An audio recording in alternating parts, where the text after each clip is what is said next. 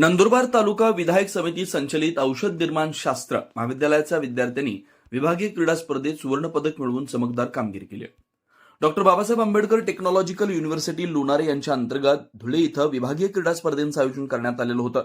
या स्पर्धेत नंदुरबार तालुका विधायक समितीचा औषध निर्माण शास्त्र महाविद्यालयाच्या विद्यार्थ्यांनी चमकदार कामगिरी करून विविध खेळांमध्ये प्रभावी प्रदर्शन करत 10 मेडल्स मिळवले.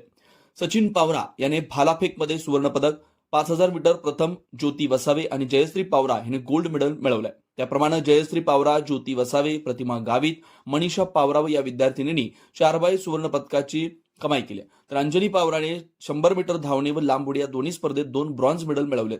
जयश्री पावरा हिने 800 मीटर धावणे या स्पर्धेत सुवर्ण पदक प्राप्त केलं. या सर्व विद्यार्थ्यांना क्रीडा शिक्षक प्राध्यापक राहुल पाटील यांनी मार्गदर्शन लाभलंय.